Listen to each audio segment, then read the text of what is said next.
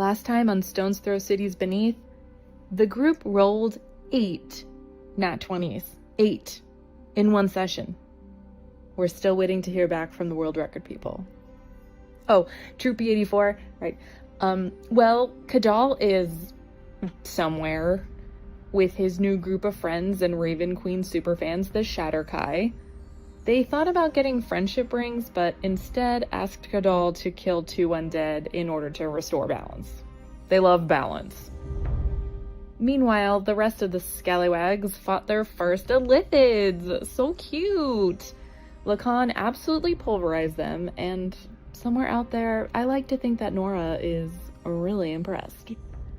The 2 dead guys left behind a group of hostages, 2 humans experiencing the first signs of seromorphosis, and 1 seemingly friendly Illithid named Dremithic. Dremithic swears he can give the 2 other hostages a better life in his city/hive mind, Zool. So, we're off to Zool. But Dremithic is definitely still on probation.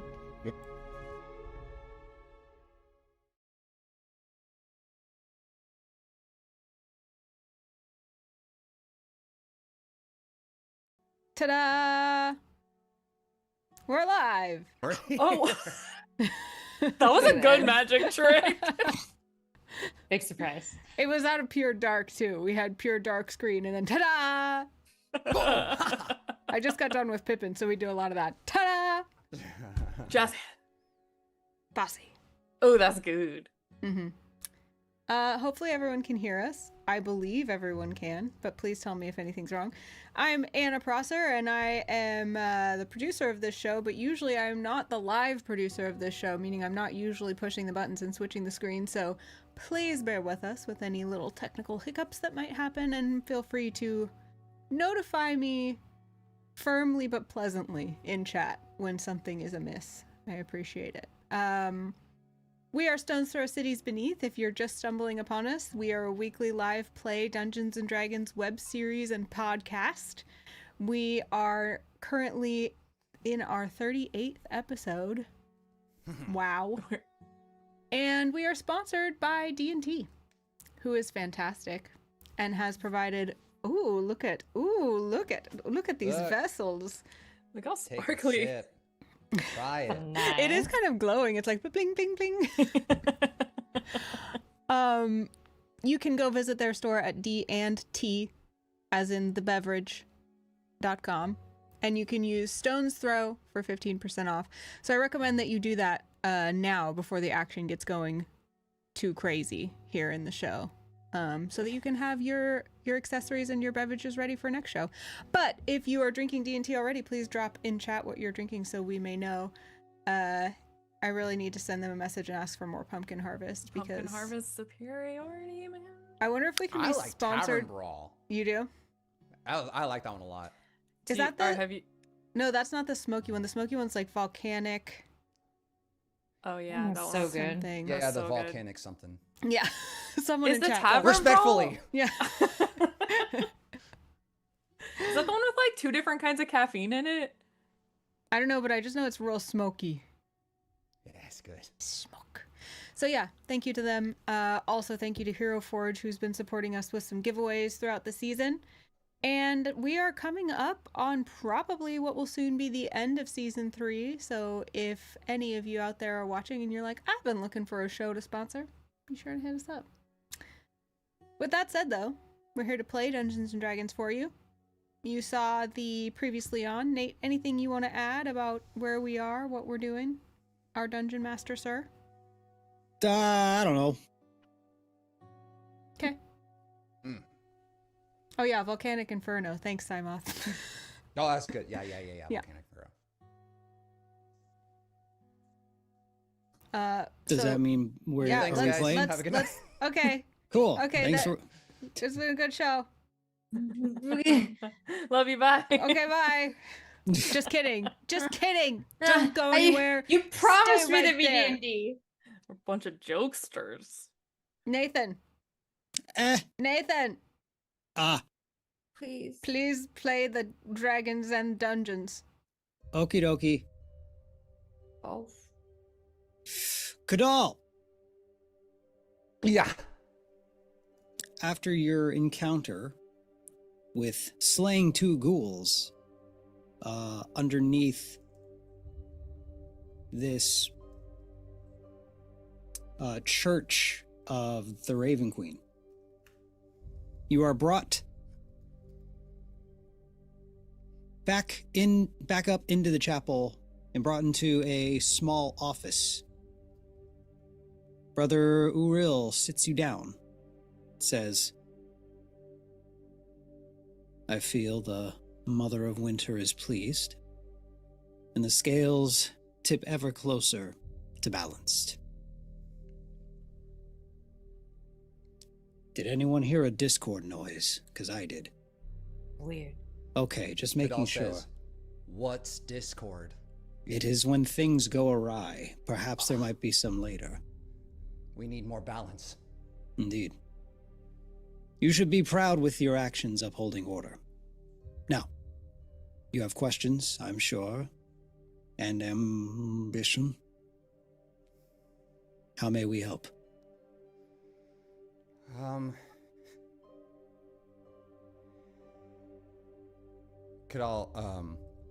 He looks at his hands. He looks at his hand and other. Hmm. And he says, I guess I don't really know what to do now, Brother Uriel.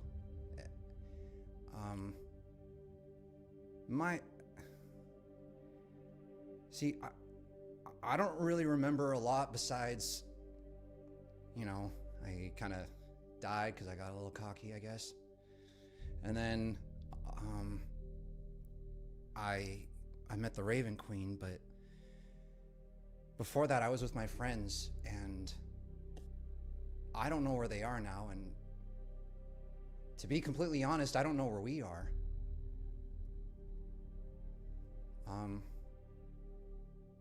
Do you know of a way I might be able to reach my friends or contact them? That is rather difficult. We would need more specifics in order to see how we can help. As for where you are now, we are in a city that was once known as Adrian. We know very little about it, but we, the Shadowkai, had found this place decades ago, abandoned. We rebuilt upon the remaining infrastructure and made this our home.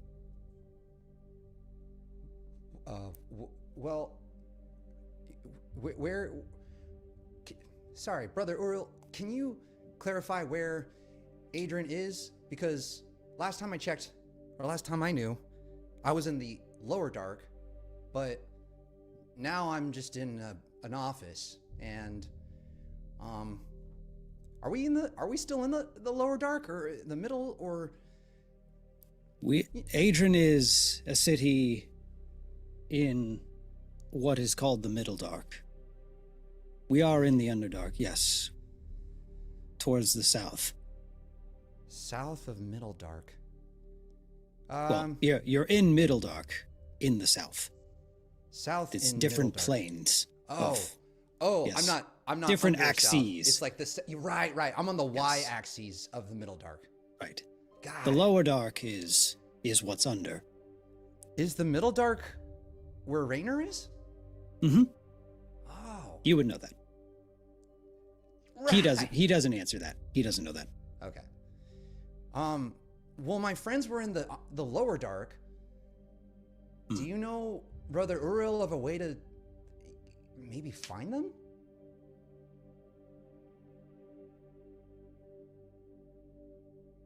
Finding anyone or anything in the lower dark is an endeavor in itself.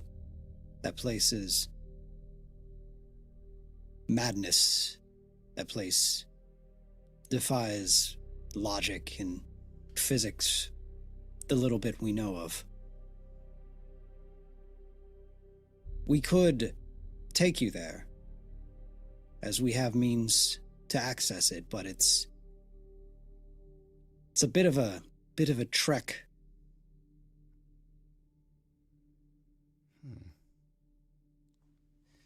Kadal says, "Oh, I just hope they're okay. But I feel like they're pretty capable. How long of a trek is it?" Well, it's less about time and more about what the trek entails. The only way we know how to access that place is through a different plane called the Shadowfell. Whoa. Kunal's like, that sounds sick. What's the office look like? What's in there? It's pretty dark. It's kind of undecorated. It really does look like when he mentions how they inhabited this city, you kind of start to see that. You see anything that is theirs is pretty sparse, and it's sort of set on top of this dusty backdrop that is whoever had initially lived here prior to. So it's almost like they're just squatting. Kind of, yeah. Kadal asks, he looks around and says, "Brother Uriel, you said Arden was abandoned? Adrian was abandoned?" Adrian, yes, it was. Do you know how long ago?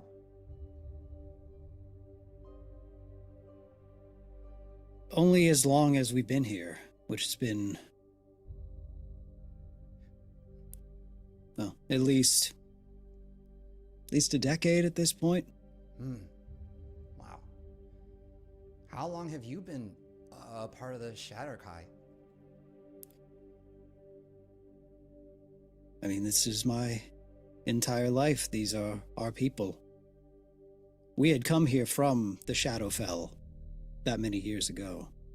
The Shadowfell is home initially to us, but many of us leave and try and spread the cause and uphold the balance of the Raven Queen.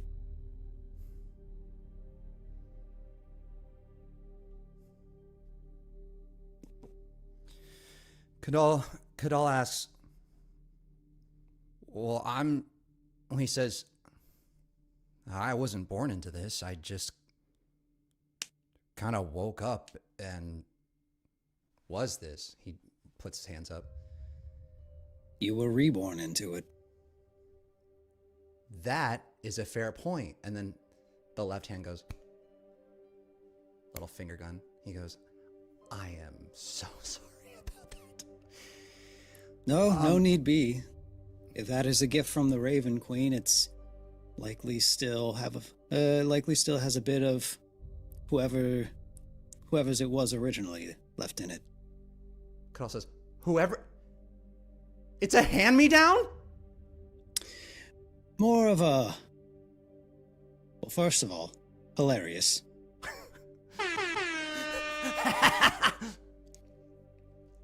I like the idea that sound just plays in this universe when someone makes a joke like that. Mm-hmm. He says, once you have become one of her children, upon death, you leave something with her as contribution that could be of use later. The hand's still like this, and Kadal and the hand both just slowly almost side-eye each other like, so whose was it?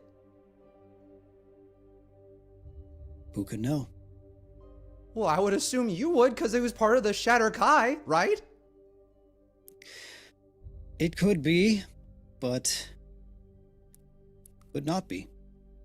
It also could have changed its form to better fit you. Kadal goes, okay, well, you didn't have to be nebulous about it. Okay, well, what am I supposed to do with it now? I know I have a mission, and the Raven Queen has a calling for me, but I don't know, where do I start?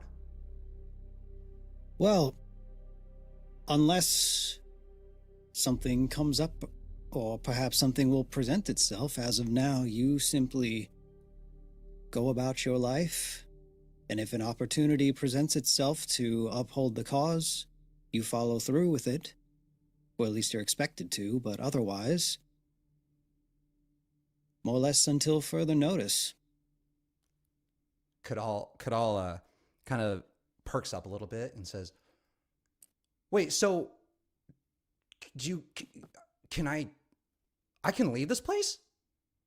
Of course. You're no prisoner here. You're not expected to reside. This is simply where we live. This is simply how we live our lives and serve our purpose. But I was like, I don't know why I assumed that, and I'm so sorry for the assumption. That's so silly. No apologies needed. It's a bizarre set of circumstances. That's very kind of you, Brother Uril. Well, you all live here. What do you do in your daily lives? Well, we support each other and continue to rebuild this city. We venture out when we can, see what we can find out there, see if there's opportunity to keep the balance, tip the scales how she sees fit. We have faith that as we venture out, we are presented with opportunity to fulfill our purpose. Wow. That's crazy. So, does everyone have a role here, or you guys just kind of all do the same thing? Are there arms on the chair? Yeah. He kind of like sets his elbows on the arms and puts his head in his hand and goes, "Tell me, like, what's your story?" Says, "Oh, well, I'm the cleric of this church. I run the sermons where we study and learn and try and grow closer with the Mother of Winter, but of course everyone has different roles. There's those in charge of crops, those who are better equipped for combat, who defend the city if need be. We're pretty self-sufficient." Wow. That's really cool. So, you all were born and raised into this? More or less. This is what we know. We are the children of the Raven Queen, and we've been here for several years trying to make best we can of it. Cool. You're like nomads or transients. Well, in a way, I guess. Well, Brother Uril, where's the nearest city? Do you have any relations with any of the other nearby towns or capitals? Is there a capital near here? Kadal, roll. Let's call it. Just loading this up here. Oh, duh. History. History, go!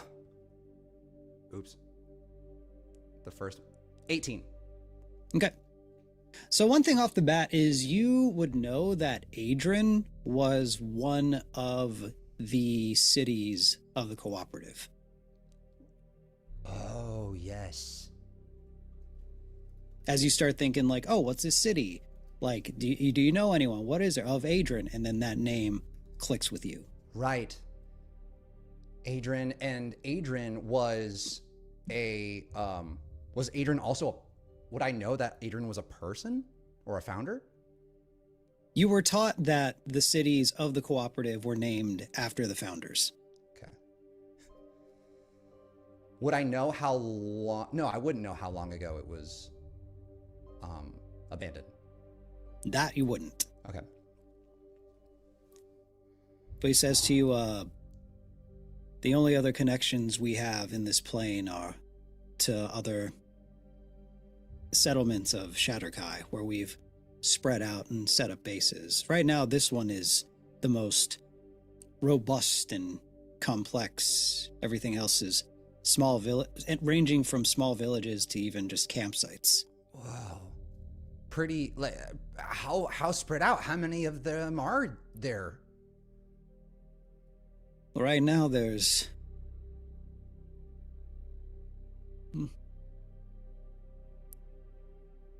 a couple hundred of us here in Adrian, and then I'd say another 100 or so spread out throughout this plane.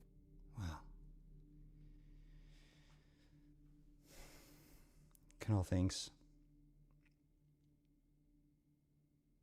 Kadal's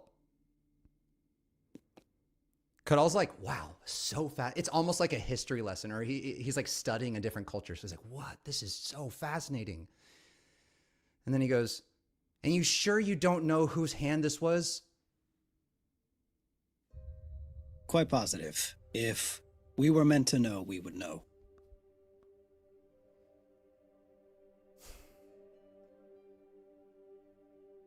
He says, oh, I have another question. Yes. You called the Raven Queen something about winter too? Yes. Why? Well, in her power, in what she is capable of, she is a deity over many things. She's mostly a governor of death, fate, and winter.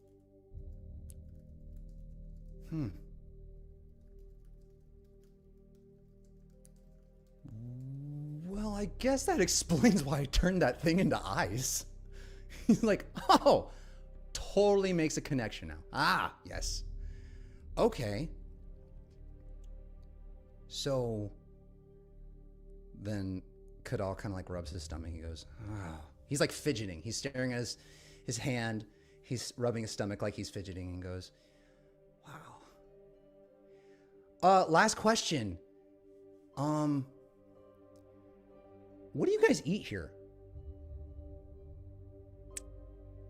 Well, we had what we gave you earlier. We like anywhere else, it's whatever is around, whatever we can find. There's various beasts, monsters that we can hunt. There's, of course, fungus aplenty here in the Underdark. Kadal gets a little misty-eyed and goes, do you guys have any Mitch Slurp? Pardon? Mitch Slurp? He's like, I haven't had it in so long, and I'm really missing it and home and my friends, and I really want to know if you have Mitch Slurp.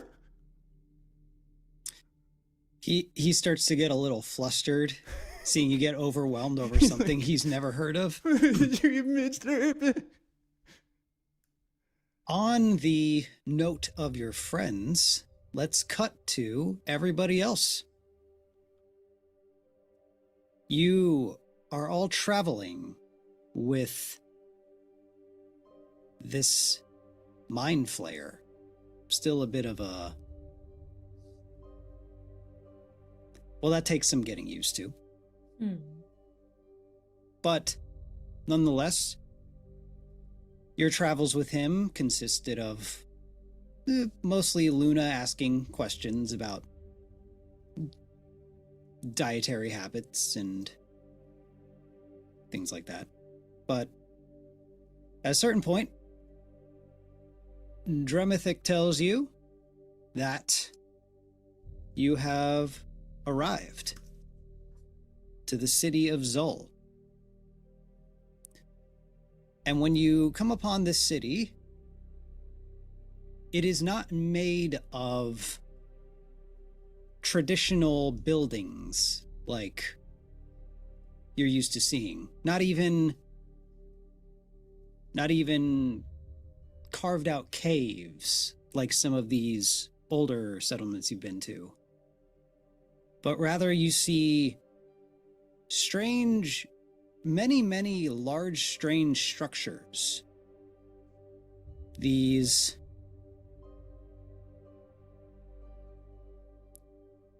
large tentacled ships. Oh no.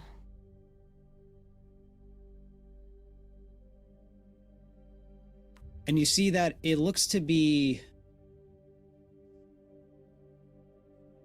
large ships with tentacles at the end that seem to attach to... It's almost like a fossil. It's like an ammonite. Anyone who's played Baldur's Gate probably knows what a Nautiloid ship is. But... Well, Raynor would know well enough, and he tells you that these buildings are actually Mind Flayer, more or less spaceships, and it looks to be a fleet of them. As I questioned our friend this entire time, was there anything in particular I gleaned about his particular collective here under this elder brain? Because he's saying they're nice, and they're trying to not assimilate everybody, right? Yes. Anything else? Sorry, I was making sure this was all good here. Yeah, okay. So, in your conversations, can you roll? Let me get insight really quick. 13 plus my insight, which I definitely have pulled up to look at, obviously. Quickly. You know, the sheet with my character information on it that I have up, that I didn't forget to pull up because I was busy doing other production stuff. And I don't mean to interrupt you, Anna, while you're definitely on it and looking at it, but let me just, say that it's never been easier if you're using D&D Beyond to access. Yeah. Was this an insight roll, you said? Yes. Okay, that's 13 plus 4 is 17. Okay. Nice. Thanks, Rachel. What if it just took Anna that long to do that math? It would be fine. Hey, we throw it a break. 14. At certain points, 15. He did kind of come off as almost pitching the idea. The idea of joining the hive mind. Less like, would you like to, and more like, yeah, it's pretty great. In case you're wondering. Mm-hmm. Okay. But I generally believe him that this is kind of like a subculture of his illithids. As well as you know him, and as much as you know about mind flayers, from what you can deduct, I mean, seems as straightforward as he's saying. Okay. As he says, "This is where we reside. Welcome to Zol." I can't get over how much that sounds like the Emperor. Oh, thank you. As you walk up to these Nautiloids, I'm assuming everyone's following, unless... Yeah. Yes, but suspiciously. Okay. The entrance to the Nautiloid he leads you to, These doors are, we'll say, very sphincter-like. These pink fleshy doors just kind of stretch open. I think that's literally what they're called when you hover over them in Baldur's Gate. Yep. Sphincter door? Just sphincter, I think. Mm-hmm. The eyes are the window to the soul, and the sphincter is the door to the Nautiloid. To the Nautiloid. To the next room. Yep. As the door opens, there are 4 people standing there waiting. And you see they hold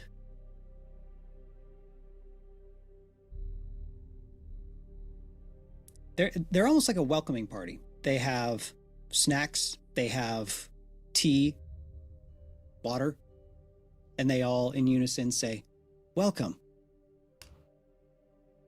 So it's to be a cult then? You say that, or? No. Oh. Luna just says, "Hi, thanks," and takes some snacks. No, Lacan. So, have we been able to hear as you've been kind of talking with the guy on the walk, Luna? Yeah. Like that's been a general. I've not been quiet. Yeah. Mm-hmm. So I would just like to think anytime that he sort of even approached the idea of like, and of course you could join the soup, you just hear Lacan in the background like, no. I'm still unaware of this soup you speak of. These are biscuits and this is tea. I suppose if you were to mash it and mix it, it would become soup-like. We can make you soup if that's what you desire, but... That's really nice, thank you. Don't eat their soup, Luna. It's not soup. Yes, she's correct, it's not soup. It'll turn your brain to soup. Look at them. They're all the same stuff mixed around, no matter the bowl. I'm pretty sure that you can't get what they have from eating stuff. We have soup at home. I'm hungry.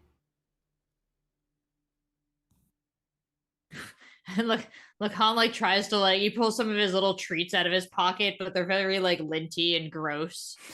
And even he accepts it. Well, don't eat anything weird, at least. She sniffs one of the biscuits. Doesn't smell weird to me. Does it? No. I eat it. Okay. Let me get a... No, I'm just kidding. I was like, really? Well done. Nope, just a little piece of bread. Yep. Tastes good. Satiates my hunger. Yeah, tastes fine. Gonna grow up big and strong. Actually, no. Actually, it does taste really good. Surprisingly. As he says... Yes, one of our assimilated was once a chef, so we are able to make, permitting that ingredients allow it. Well, so you just all know how to do that now? Correct. So you just have like all of everyone's knowledge? That's the soup, Luna, that's the soup. That sounds really cool, though. It sounds like, the mycelium network, how everyone's thoughts can be connected, and then that can bring about peace and understanding? It is similar. Luna would love the soup.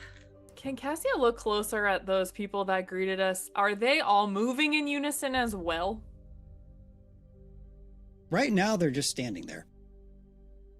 Even like they're blinking?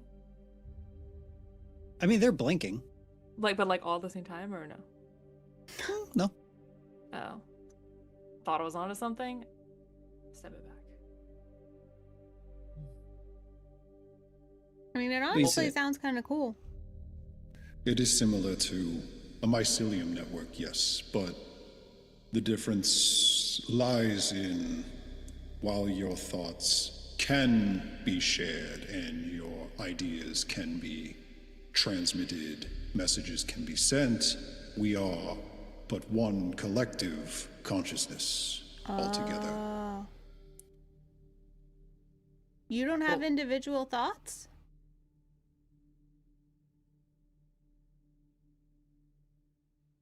I guess in the sense where if you would consider, let's say these 4 bodies here, they are but sharing one mind, one thought process, one consciousness. If that is how you define not having an individualism, then yes. Luna looks like this is kind of breaking her brain, so she eats another biscuit thoughtfully. Cassia's kind of trying to stand in front of the 2 human hostages as if that would hide them. But this is not, she doesn't want them to be a part of this.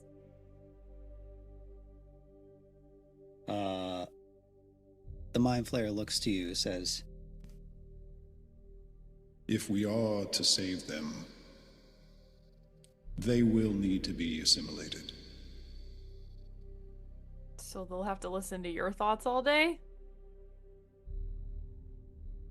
Their thoughts would become our thoughts would become theirs. Our joy, our sorrow, our peace would be shared.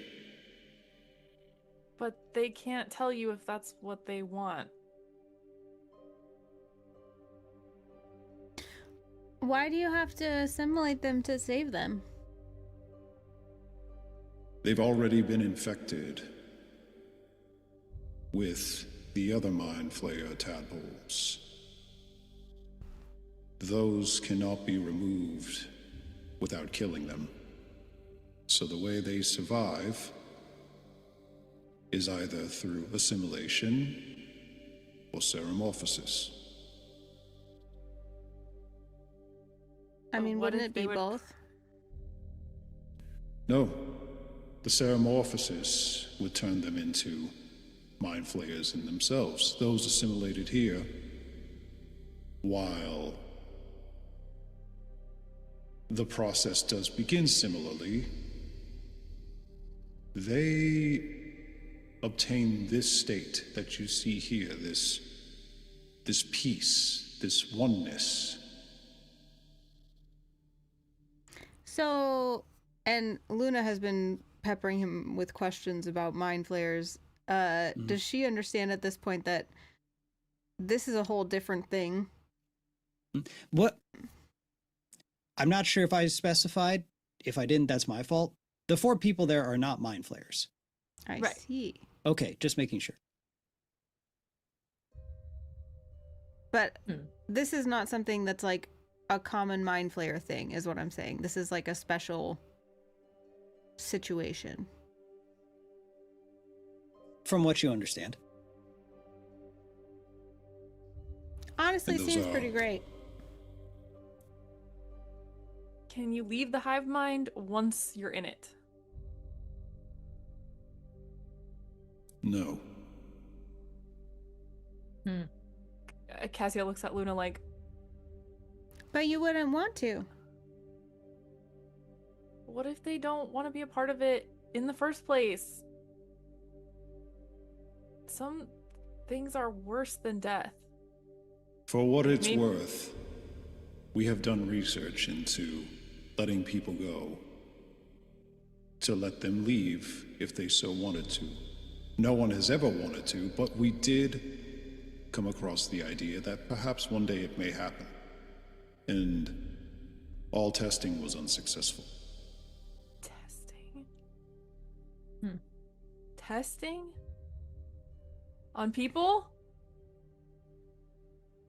On ourselves. What happened? It didn't take. I look at Raynor. What do you think? Technically, you're the ranking officer, I guess. What does he think?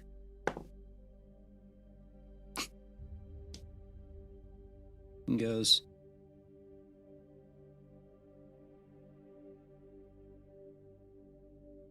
I want to see more of this place. Me too. Khan puts a hand up. Lacan. Yes. So, where does the hive mind store its soul?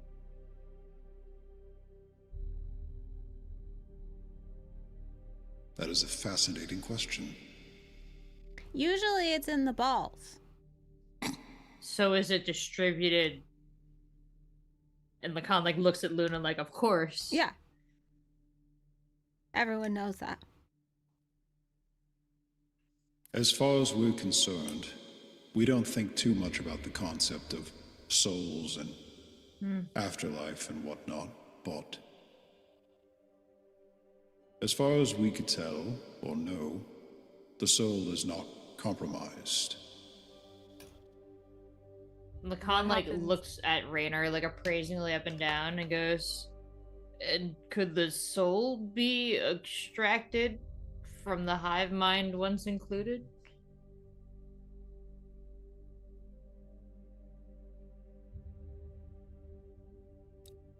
This is an interesting hypothesis that we will look into. Lacan. For such a good question, you get inspiration. Ooh. Oh my god, wait, has anyone ever gotten inspiration this whole game before?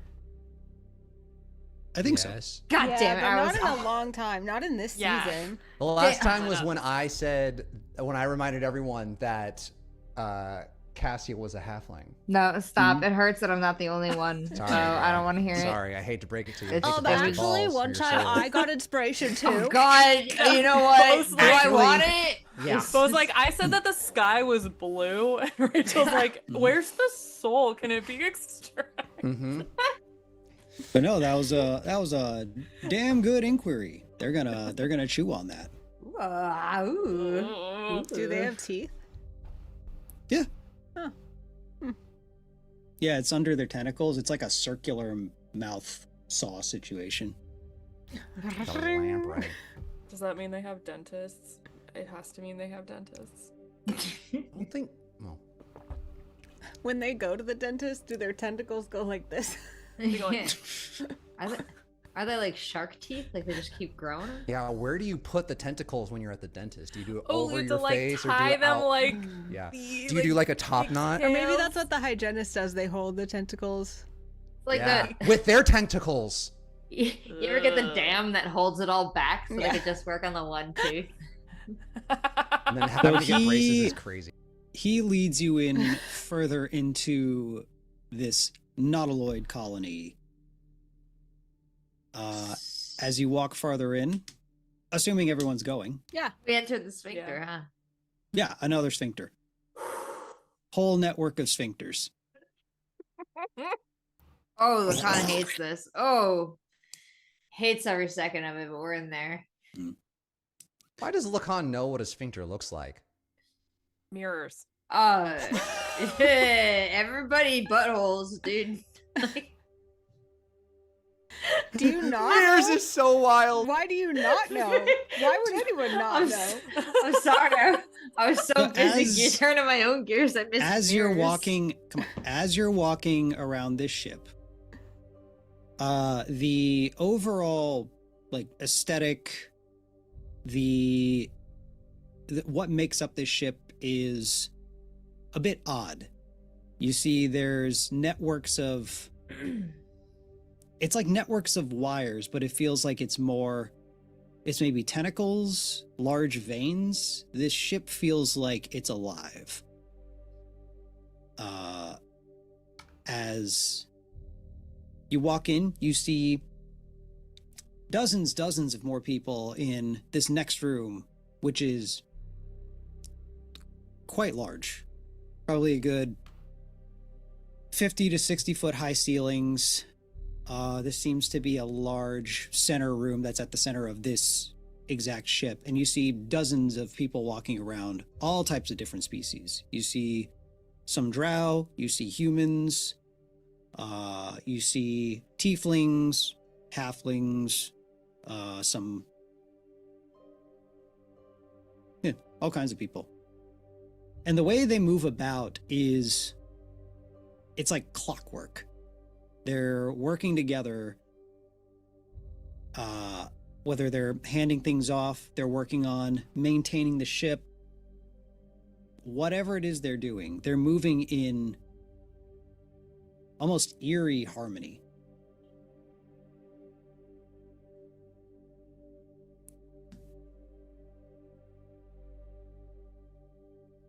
As you walk in, for a brief second, everyone stops, turns to you. In unison, they give a nod, and then they get back to what they're doing. This delights Luna. Oh. Lacan reads that as a threat. They nod with a smile. Ugh, worse. Just a greeting. Every body in the room is under the command of a singular entity and could be made to move against us as one. No, Is that what you say? Everybody in the room is working in perfect peace and harmony together. Correct. This is not the command. This is not one being's will. This is the shared consciousness. This is a hive mind. This is everyone working as a combination of all of our hopes, ambitions, all of our thoughts. Most people here came to this hive mind, this collective, out of desperation, out of escape, or perhaps to avoid ceremorphosis like these two here. And what does the hive mind use its newfound freedom to do? We live and we spread this consciousness to those who are willing to accept, those who give it a chance and see the good it does. So everyone in this room is moving. Are they moving to like a visible purpose? Is it like a Ford motor factory here? Like, are they trying to build something or move something or? You can't really discern what they're not working on one thing in particular. Some people are working on, it looks like maybe repairing part of the ship. Some people are just like carrying stuff from one room to another.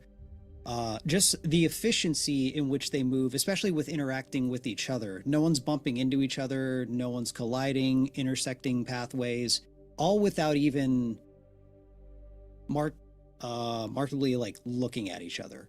They all just, based on what you have been told about this, they all just know where everyone is at all times, and thus they don't need to communicate. But King they're... Kaz? Oh, sorry, go ahead. No, your questions are better, Rachel. Go ahead. Okay. Can Cassia look at the faces of the two hostages to see if there's any, like, spark of any kind of emotion? The hostages being the cadets? Yes, the two cadets. Oh, they're still, they've been unconscious. They're still unconscious. Okay. Mm-hmm. Well, that doesn't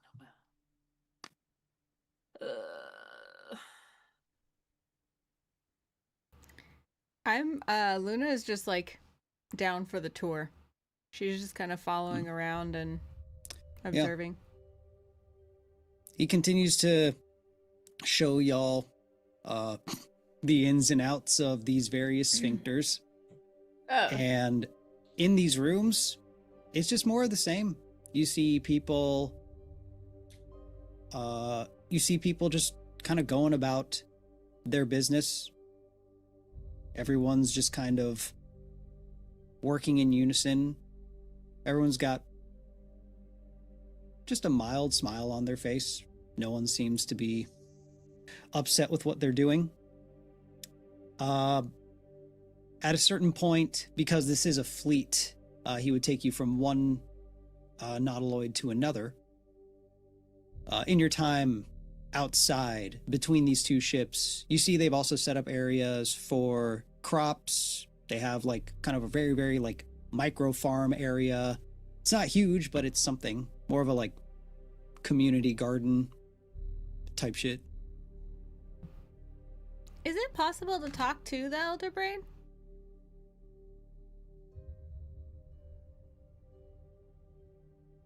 He says, he kind of pauses. And he says,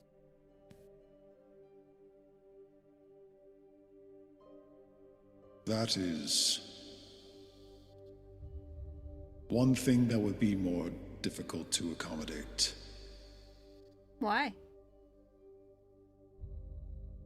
The Elder Brain is the linchpin to our existence. It is what ties us together. Its whereabouts being exposed is quite dangerous for all of our lives, and if something were to go wrong, well, everyone here would be affected. I thought you were going to say I was already talking to the brain because you all share a consciousness. This would have been clever, but I prioritize transparency. That's nice. I appreciate that. Raynor, do you appreciate that?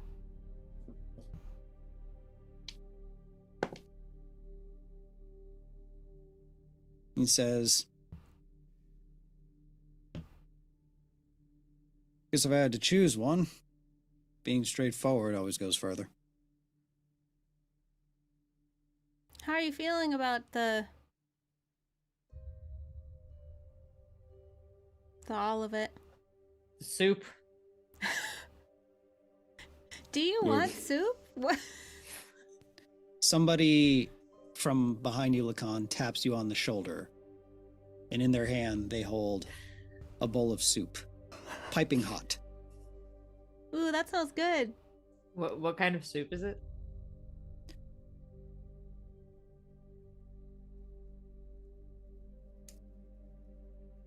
It would be some kind of mushroom bisque.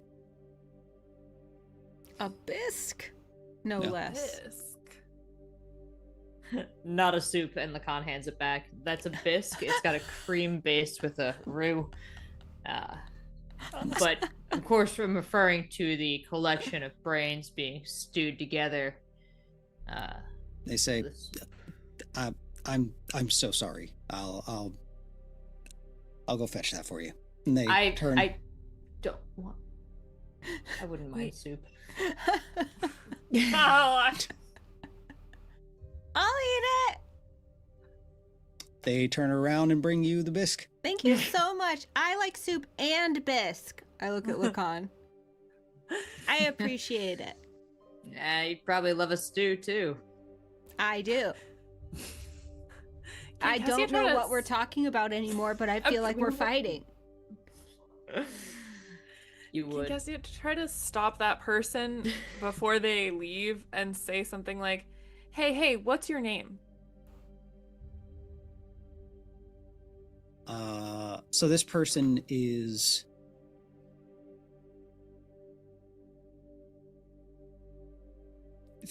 female presenting. They look to be, yeah, we'll say they're a drow. She says, we don't really do names with this being a hive mind, but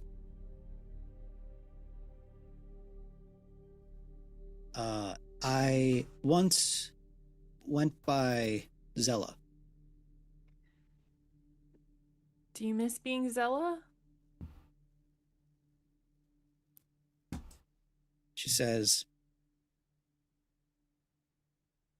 it's an odd question because in a way I still, well, I am, and yet I'm not. Are you asking, do I miss not being part of this? Do I miss being I? Yeah.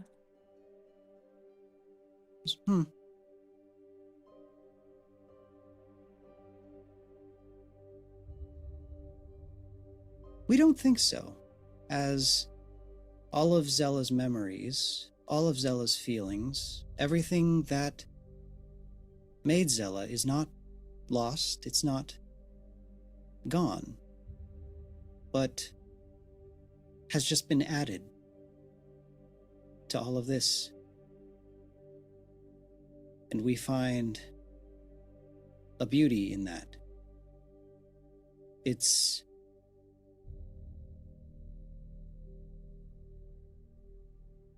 never lonely. And you never want to be alone?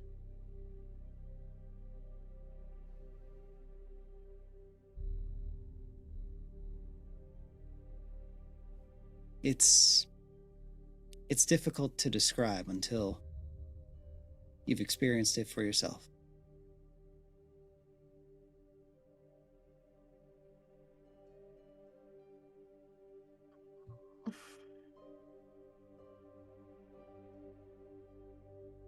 Okay, well, thank you.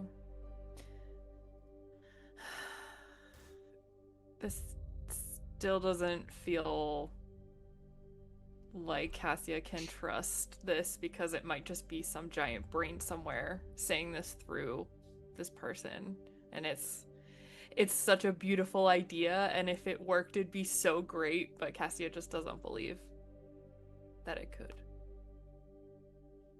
And I think is getting kind of almost like sweaty, like really nervous, because what is she gonna do, like stand between these two cadets and like all these people? So she's starting to panic a little bit. Also, can I ask a question? Yes. Are there any old people here? Yeah. There's Okay. people of all ages. Interesting. So their bodies eventually die. You could ask. Hey, Zella, when someone's body dies, do you still have all their memories and everything? We do. They still... Well, what they contributed, the parts of them that join this collective, still remains. We don't lose that knowledge, like you don't lose the memory of an individual that dies. In a way, it almost is a loophole around death, as these bodies are just almost tools. It'd be more akin to losing, well, a toe? Getting a scrape? Of course, part of you is gone, but not a part of you that makes up what is you.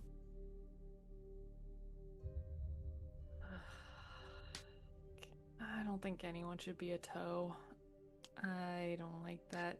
It was a strange analogy, I'll admit.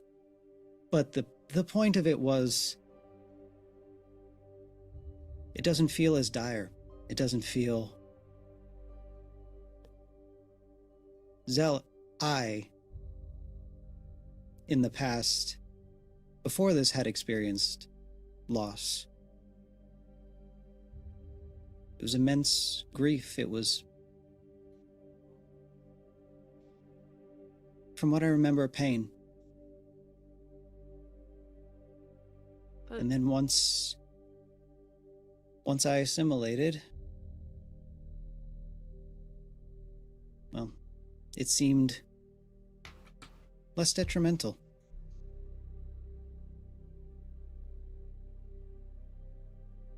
But pain is part of being alive. I know you're having a loophole around death, but it kind of feels like a loophole around life too. Sorry, no offense. None taken. We understand that as an individual, these concepts are very difficult to comprehend.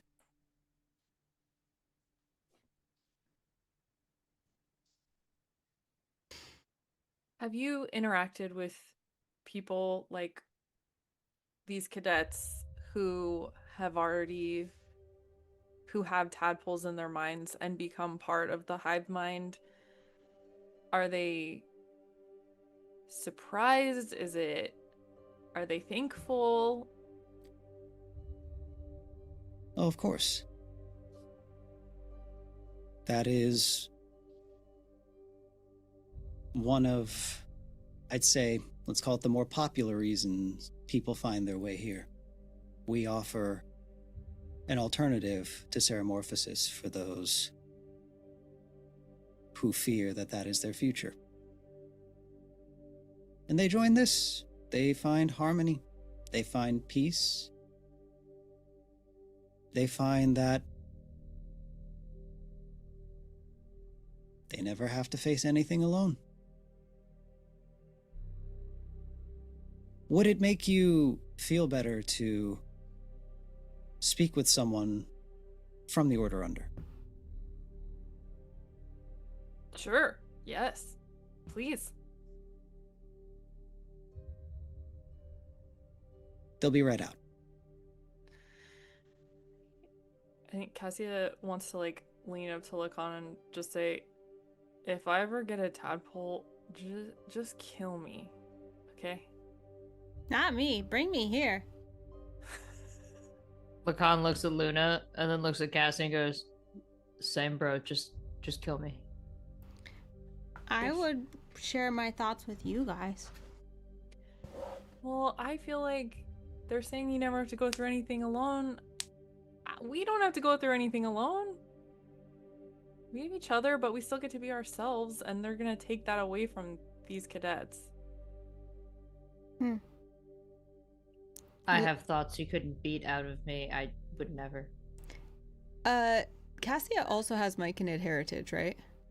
Mm-hmm. I think this is really interesting because Yeah.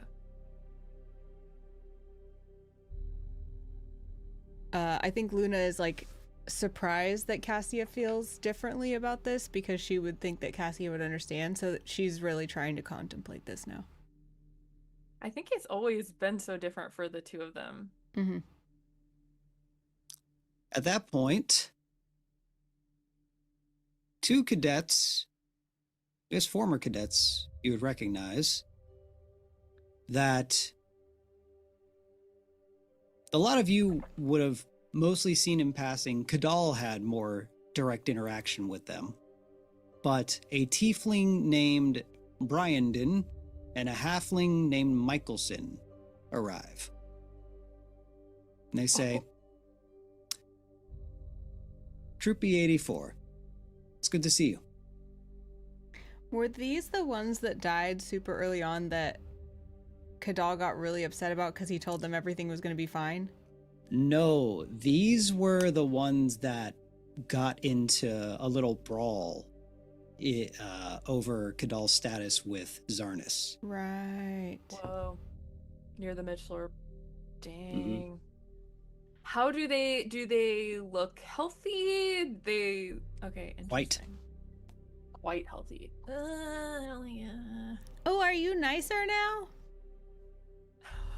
Kind of laugh, says,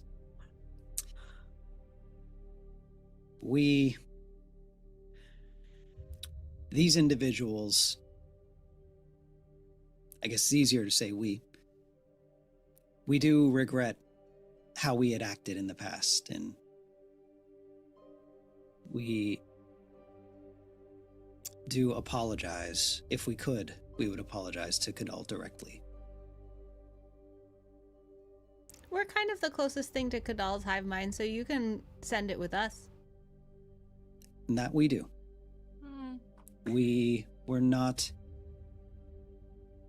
didn't think as clearly as we do. And we see the error in our mindsets back then.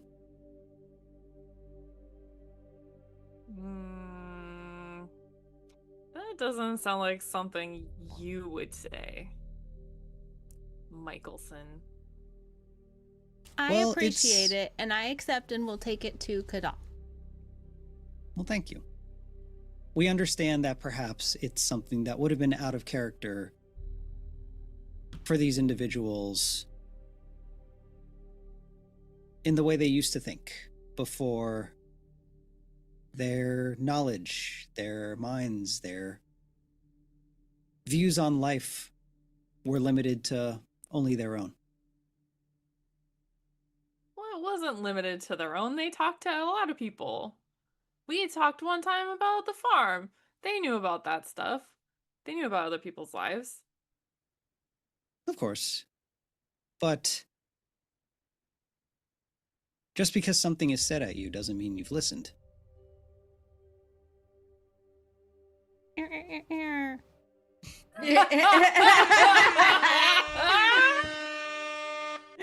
Ah, that one hurt me.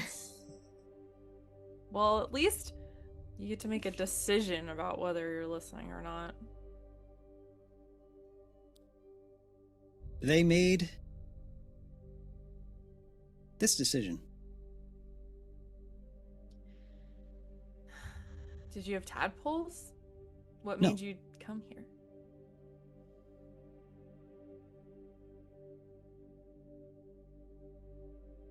We weren't sure the future of Raynor and the Order Under, so we fled. And the Underdark is not a forgiving place. It's not a world that rewards individuals. We were barely surviving. And then we found Zol. We were given an opportunity, ample time to think about it. Shown their life, how they operate. We were here for about, I'd say, 2 months before we came to the decision. And we were happy to accommodate.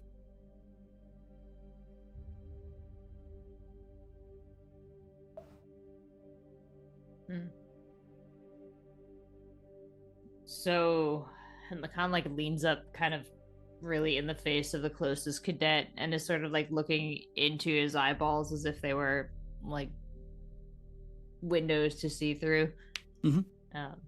You guys got anyone that's fought against Jarlaxle in there? Any military strategists? Anyone with a background in cartography that could potentially get us out here? Ding, ding.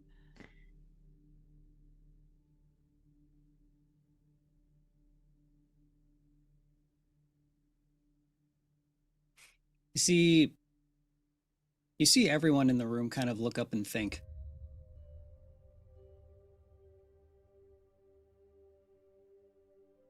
Khan takes a step back when they all do this.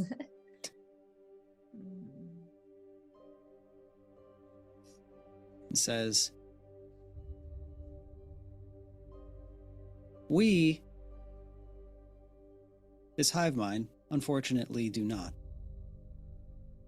But there is someone here that might have information for you. They're not in the hive mind? No, but they are present. We can take you to them if you'd like. Is it down more sphincters? That is how we get around here. Khan looks down at Luna and Cassio up to you guys. I don't The mind. Sphincterverse. Let's They're go. weirdly enthusiastic about the sphincter, so onward, I suppose. Khan's ugh. And they're both Nature loves a sphincter. doesn't That old for a saying. vacuum. In sentences I am sure I've never said before. Great. Allow us to get consent from the other party first. To go through the sphincter.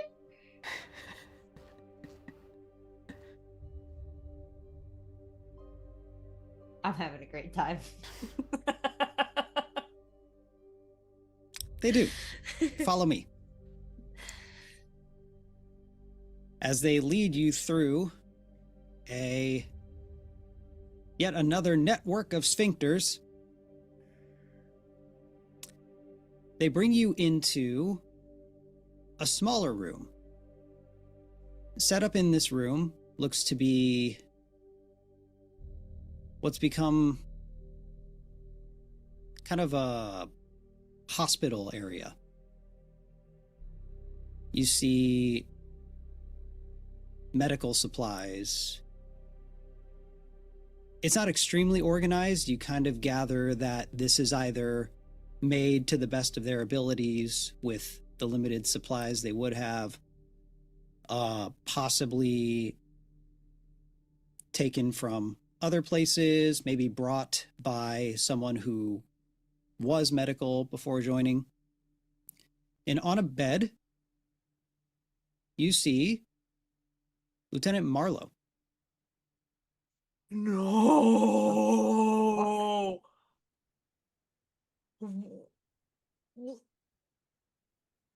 Are we all speechless?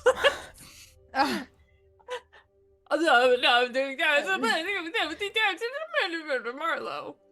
Lacan, you talk to him. Yeah, good, go. Lacan slowly approaches the bed, looking left and right, kind of uncertain, and then like leans over. And while he's like very close, directly over, Marlo goes, "Is he alive?" And says, "You're breathing right in my face." No! And it's you, not the doppelganger. The,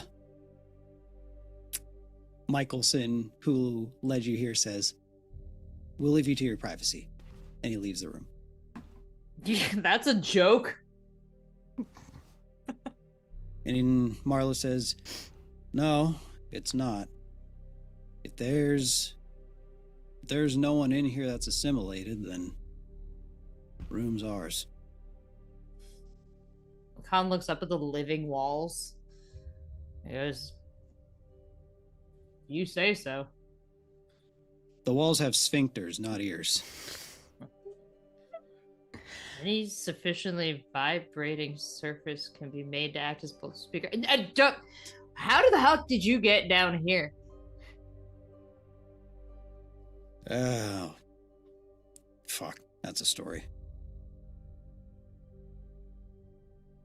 that we will hear after a BRB. Wow, what a great place for a break. What?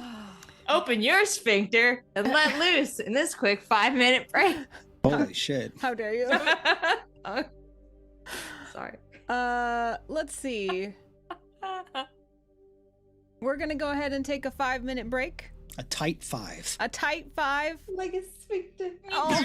Sphincter tight 5. All right. Yeah, you get it. Get Cool. some D&T. Have fun. Have night. Have day.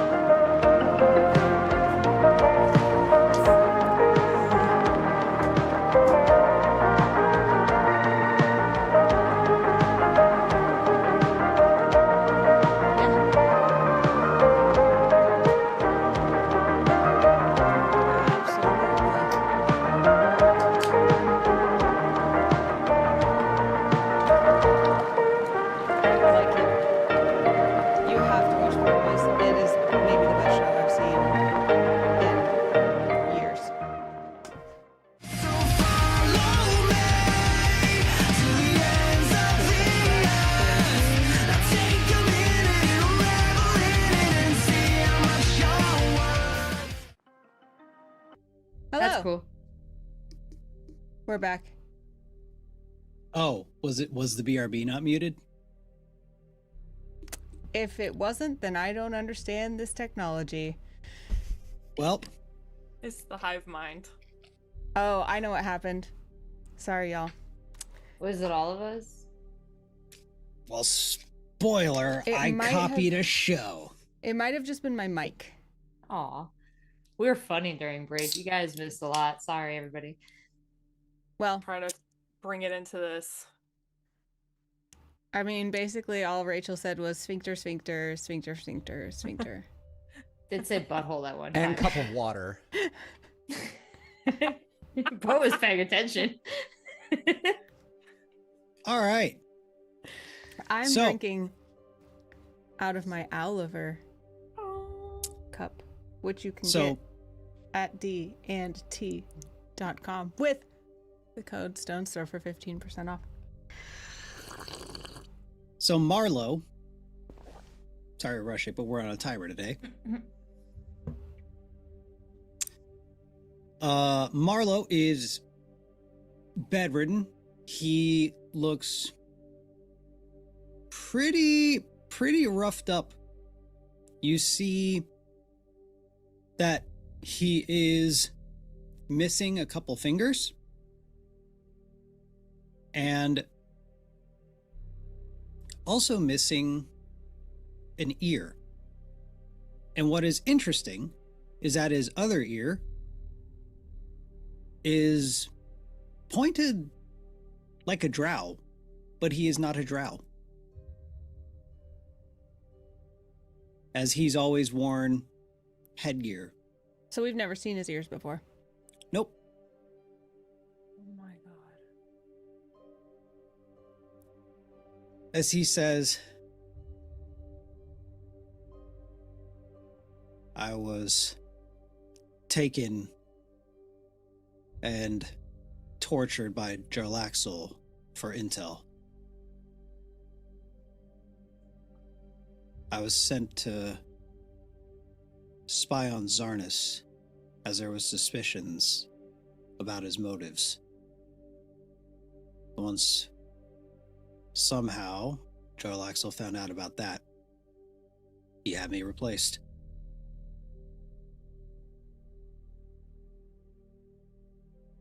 How the hell did you end up here? I escaped Menzo Baranzan, and someone as part of this collective, I was lucky, maybe enough for them to have found me. I'm learning that with a hive mind like this, it's hard to know the extent of where exactly it extends to.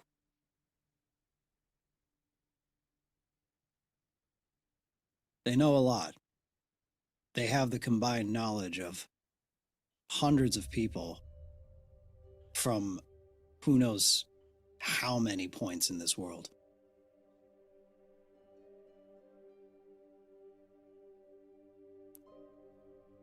He looks to Raynor. He says, for what it's worth,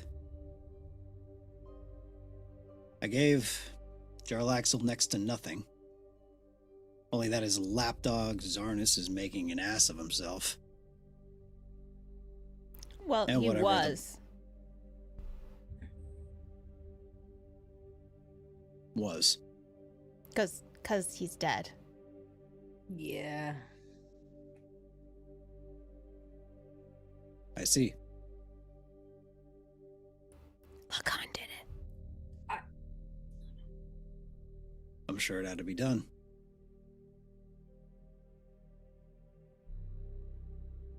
Yeah. Where is Cadet Kadal? Well, you see, Zarnus, we killed him because he killed Kadal. But he's gonna come back. Well, yeah, then we gonna put a tongue in Kadal, and Kadal was back. And honestly, he was fine for a while, but then he chased some Kruthix into a hole, and he But he's coming back.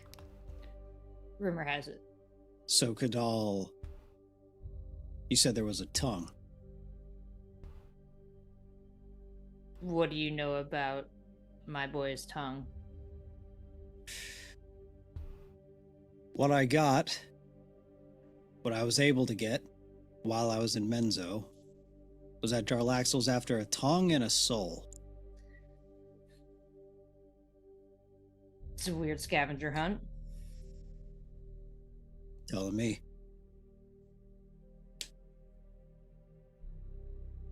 Know which soul it is by any chance? Couldn't get a ton of details with the position I was in. Yeah, that makes sense. That Are you gonna be okay? I'll be fine. They, unsurprisingly, have a lot of medical knowledge and experience. Are you gonna stay here?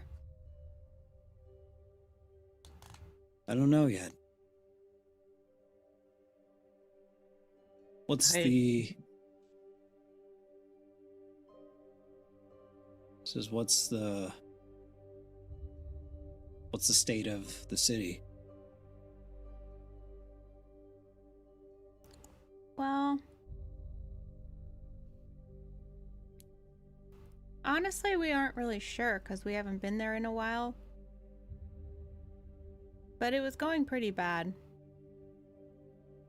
Jarlaxle really has little fingies into everything. But we're gonna fix it.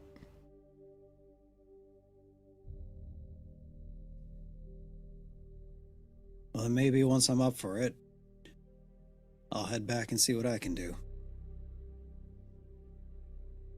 wait, So so you're- you know how to get back? They told me that here they've got some kind of tech, magic, artifact that can take you just about anywhere. I'm not ready to go anywhere in this condition yet.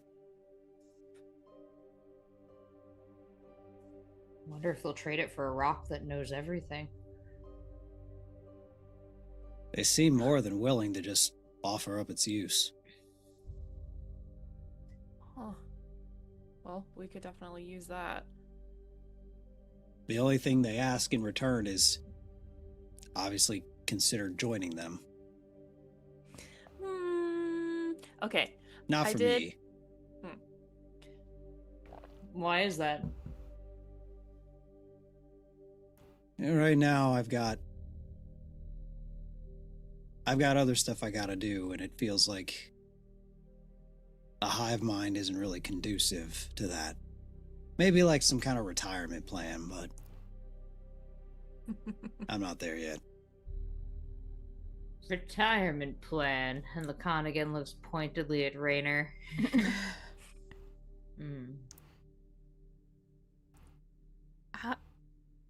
I wonder if a soul could be safe if it was part of a larger soul. Raynor just kind of gives a very like excuse me expression. Oh, don't pretend that you care about your life now, Mr. I wanna die, I blah blah blah, I'm so sad. Maybe you want lots of friends in your head. Luna, can I get... Let me just get a D20 with your charisma bonus. I'm not trying to convince him, I'm just... I know, but... But does he think I'm cute? Let's find out. Charisma. Charisma.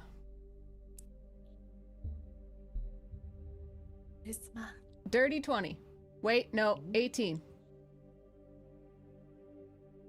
Your daddy Okay. is so pretty.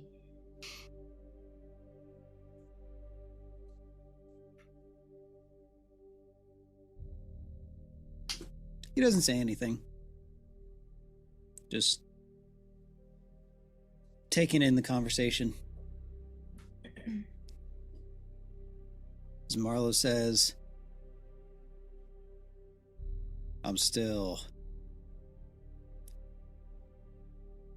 not doing great. I'm in and out a lot. So most likely in a few minutes I'm probably gonna Die? snooze. Makes sense. Is passing out not hitting the snooze button on death? Dang. Really fun thing to hear when you're on what you thought might have been your deathbed at one point, but okay. Sorry, it's been a weird day. I am glad you're alive. This is great, and I think we are gonna be able to save the city eventually. No, I understand, and it is nice to see that, well, most of you are not dead. He's gonna get better. You'll Good all see I him mean. again.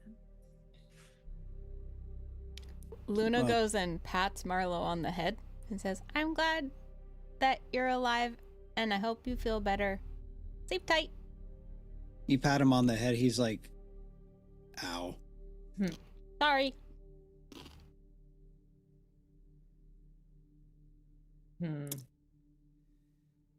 As before he goes to take another nap, he says, it's really comfy here. They'll let you rest. Oh, we need to do that. Good Do thing we the not long universe rest? offered that reminder. Yeah, I'm a little cranky because I need a rest. Luna's just been Oh. munching on biscuits. Yeah, you guys took damage in the fight against the. I guess you do need to rest. If I had to put a I number didn't on it, I would say 1 out of 26, whatever Yeah. that is. Whatever that means. That you have that or that you need that. That's what I have. Yeah, it's Well, you're really not- important that we rest. Like Cassie just been walking around bleeding the whole time. But before we get to that rest, I want to cut to Kadal. As Kadal, while you and Brother Uril are discussing, you're learning about the city of Adrian, the Shatterkai, you start to hear a commotion. Oh. You start to hear outside of the chapel. You hear people. You hear yelling. You hear the footsteps of people running. Oh!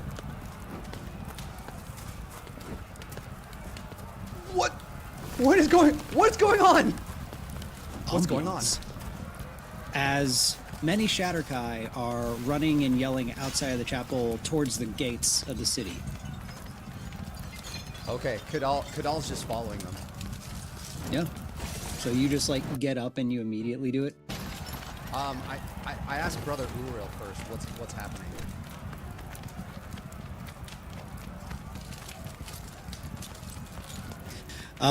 Sorry, it was just in volume there. He says he doesn't know, but he gets up, Yeah. kind of looks to you to join him. Yeah. Kadal gets up and he follows Brother Uril. I can't imagine that Kadal knows exactly where the thing is. He's just following Brother Uril and wherever the traffic's going. Okay.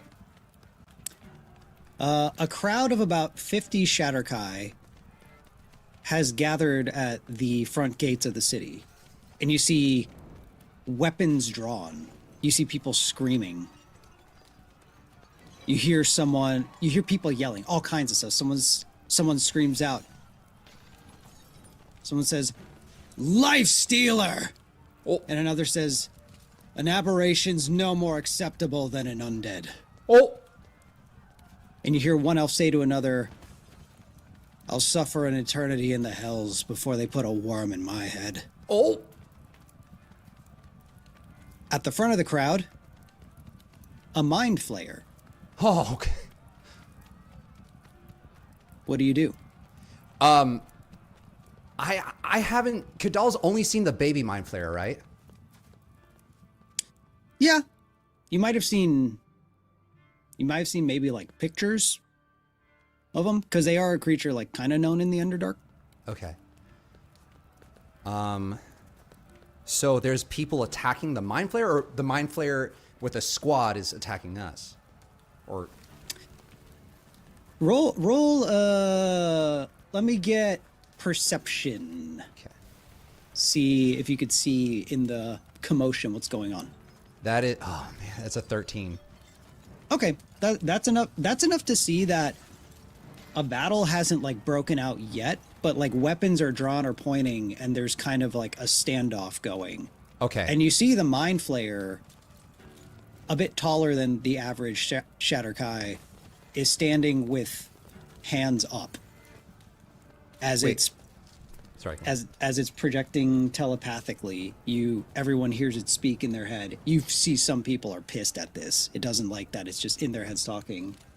It says, I've not come for a fight. I'm not here for...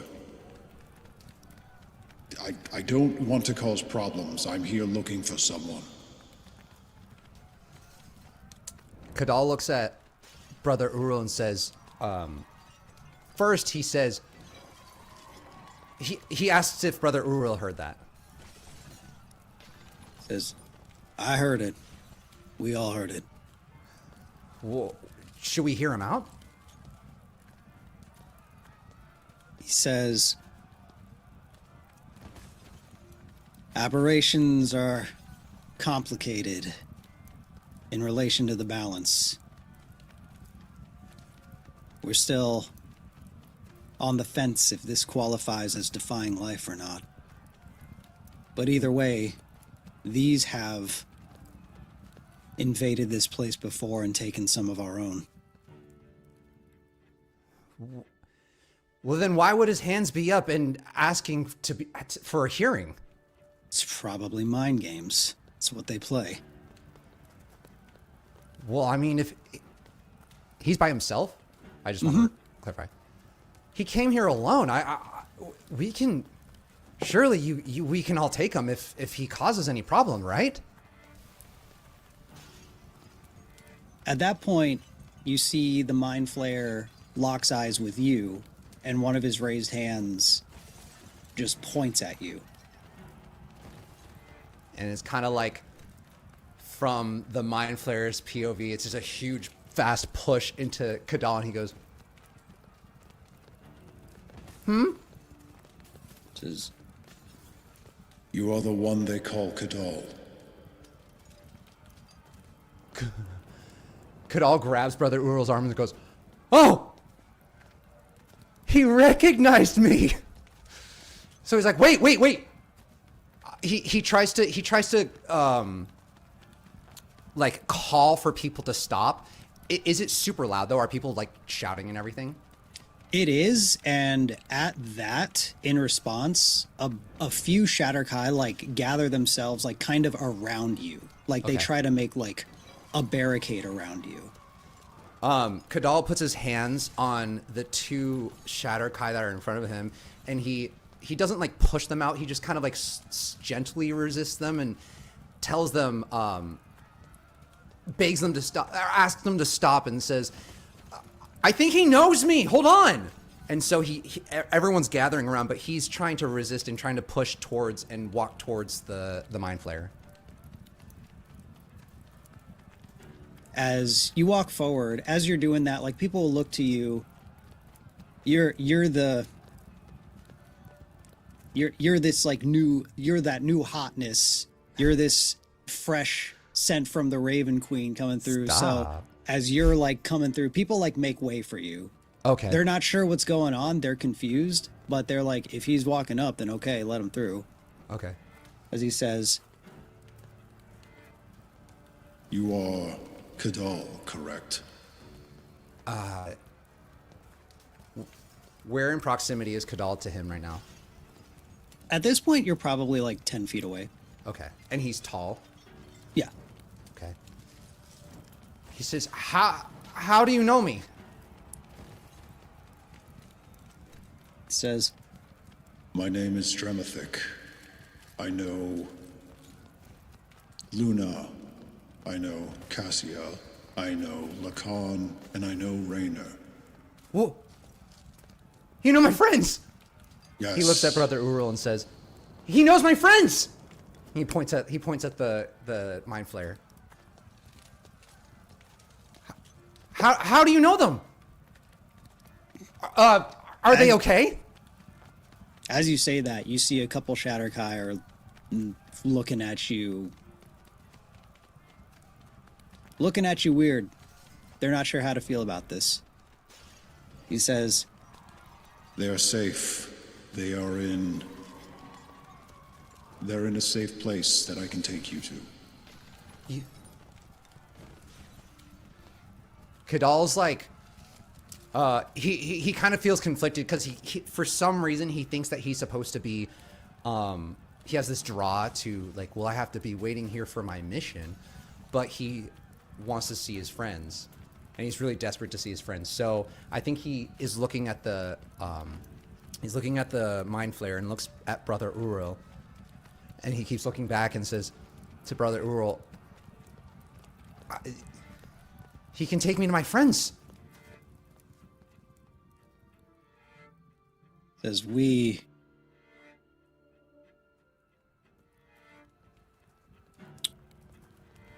he says, I wouldn't trust it, but it is your decision.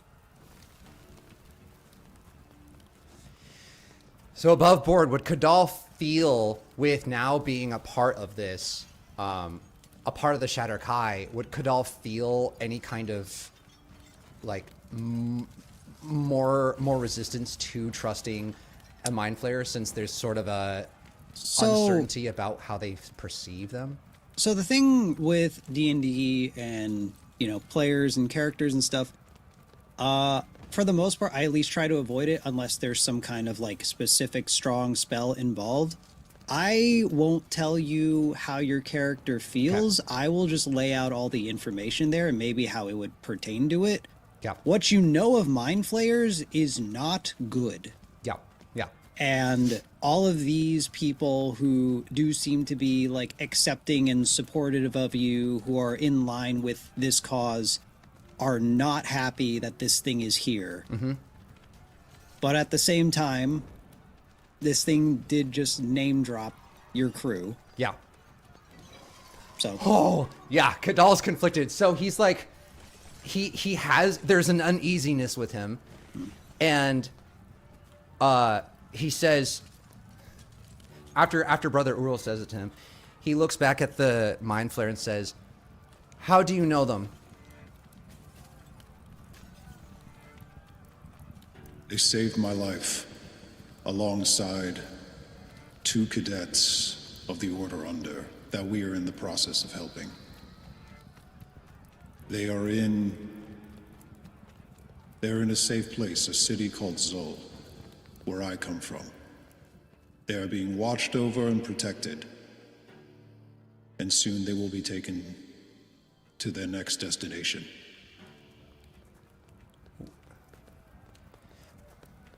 How did you find us?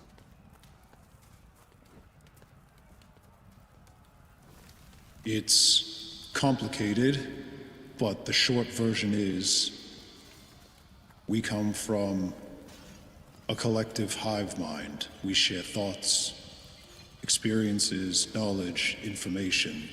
And when we learned about you, there were members of our collective that had suspicions that you would be here.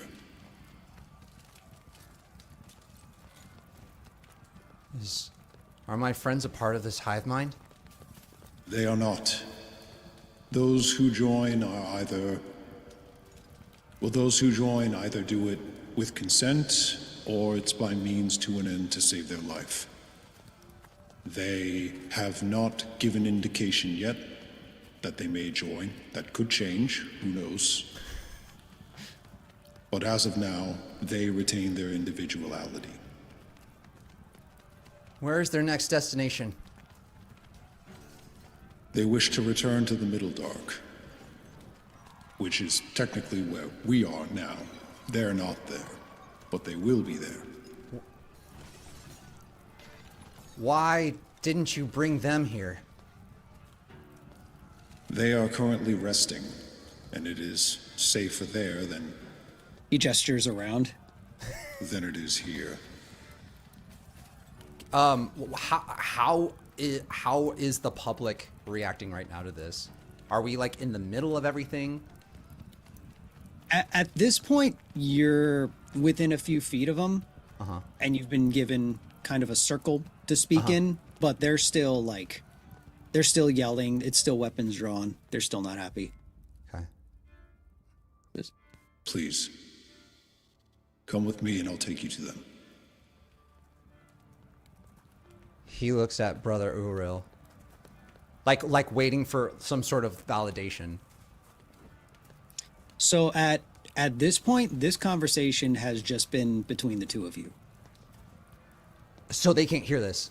They haven't heard this. Okay, that's crazy. Okay, so he looks at Brother Uril and says, he wants me to go with them to a hive mind to see my friends. Actually, yeah, and he goes, you're hearing this, right? Says no. He hasn't spoken in a few minutes. And he looks around and looks at the Mind Flayer and says, why are you just telling me?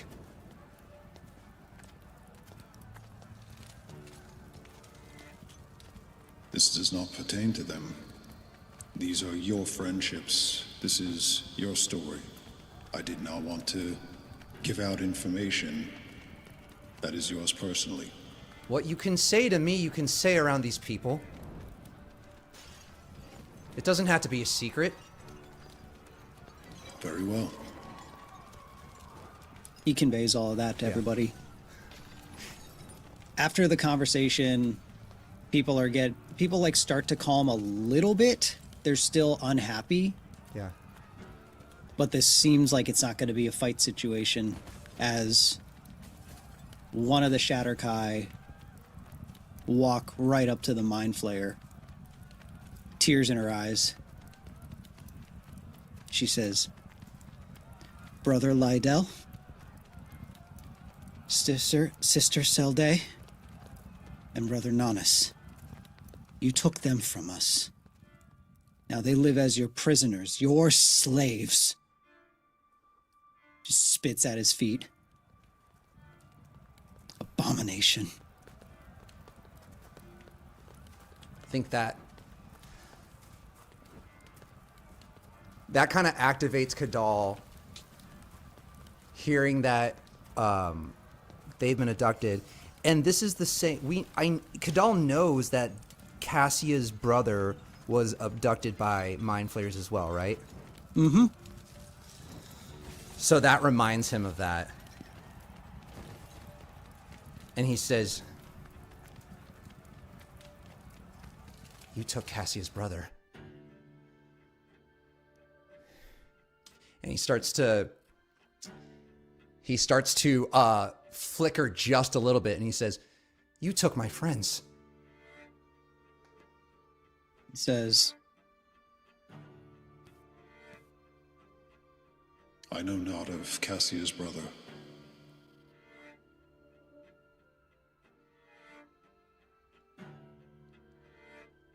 He looks around.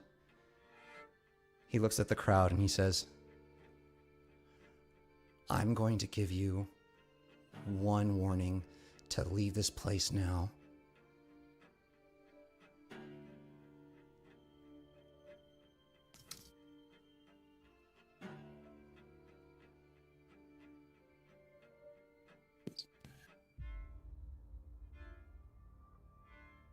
Am I to understand that you are not willing to join me and be reunited with your friends? They need you. Kadal starts to wonder if he actually has his friends. He says he puts his he puts his left hand up and reaches out and says, like, puts it out like, you know, like shit's about to go down. He says, leave now.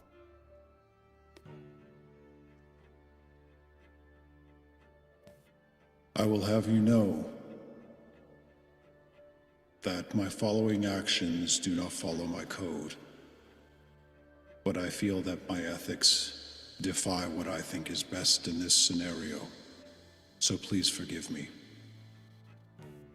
Make a charisma saving throw.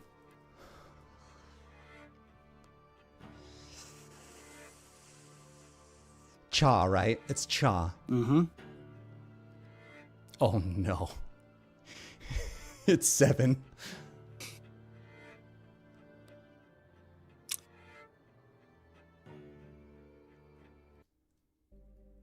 Kadal, you are no longer in the city of Adrian. Oh! As you are looking at this Mind Flayer, as he gives you this preemptive apology, the world around you shifts as you find yourself, as was described earlier, at the entrance to Zol, the fleet of Nautiloids.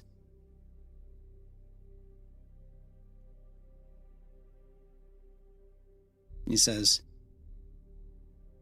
I apologize again. Please come with me. as he just turns his back's to you, and he walks through a sphincter door. Did he... He's gone? I can't see him now? The door's still open. Okay. He looks around and he's in a panic and he says, "Where am I?" A couple people who were already standing there when you were transported says, "You're in Zol. This is a safe place. No one here wishes you ill will. No one here..." Before the person finishes that sentence, Kadal is flickering more and he grabs the person by the face and pushes them out of the way. He says, "Where am I?"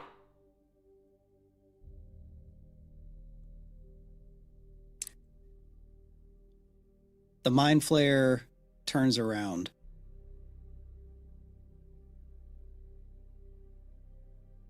And he hovers higher into the air.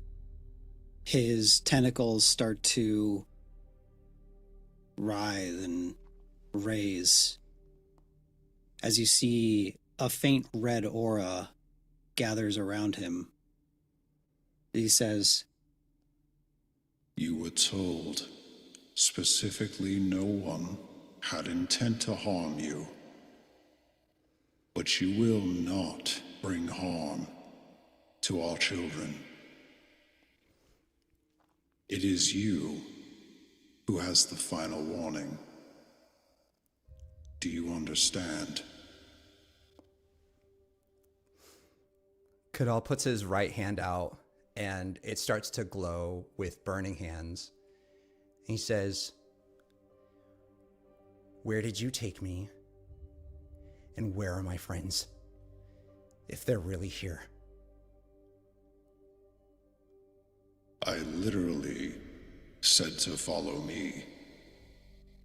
In his head, he goes, "Fuck." And then he goes, the glow goes away. He goes, "Fine." And he follows him. he sets back down. He turns and walks into the Nautiloid. You look over and you see the person you shoved on the ground is being tended to. Like 3 people immediately rushed. Kadal notices it, but doesn't think anything of it and follows him. Mm-hmm. And cut to, you are brought into a small room as the lot of you have been brought into a room with several small sleeping mats set up. An interesting thing you notice is as people were setting up to sleep, everyone just kind of shared giant rooms. There weren't individual bedrooms because it's a collective. But them understanding the value of the individualism, they give you all your own room, give you privacy. As the sphincter door opens up, and standing there is the Mind Flayer, accompanied by Kadal. Kadal! Yay! Luna runs over and gives him a big hug. Get all. Lacan comes up and just like absolutely slaps you and like a tight little pulls you close, pounds you on the back, bro. When Lacan starts hugging Kadal, Luna just climbs on his back so she can hug from the other side. I was worried I squished you in there. That's good. Cassie's like very small and frozen and in disbelief. Kadal is in shock and he's not moving. And for him, he's not sure if this is real or not because he just blinked and he was in a different place and he's never been there. So he almost, it's almost like he feels like there are needles in his body and he's not able to move. And Luna climbs up on his shoulders, like puts her feet on his shoulders and bends over to put her face upside down in front of his face and like looks in his eyes and goes, "You're really Kadal and you're really alive, right? You're not like a zombie or anything?" Kadal,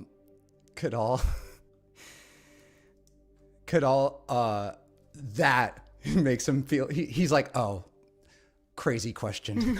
So he goes, he says, "It's really you guys?" Lacan like releases you and slaps you on the shoulder and be like, "It sure smells like him, Luna. Actually, it smells like old Kadal." And he starts like looking you up and down. "Let me see it in your mouth. What? Open your mouth." Luna opens his mouth. He's like, ah. Hey, look at his tongue. Yeah, he's perspiring again. Kadal, Are you better? Kadal falls on his knees. Luna falls off while he falls on his knees. Well, He goes, "You guys are really here? This is actually you guys?" Perfect position for Cassie to come over and give you a hug. And Kadal hugs Cassie. He goes, "I didn't know when I was going to see you guys again. You scared us so bad. I didn't mean to die again. We didn't mean to let you die." Oh, it's my fault. I'm so sorry. You're back. I missed you guys so much. Oh, you do kind of smell a little weird too. I'm sorry. I haven't bathed. I just came back to life." Luna That's Luna grabs his hand, the weird one, and goes, "What's this?" And then he goes, "It's my new hand." And then the hand goes and points at Luna and goes, and does finger guns. I like it. Yeah, it does that. He's in tears. He's like, "It does that. I'm sorry." My hand does that too. Is the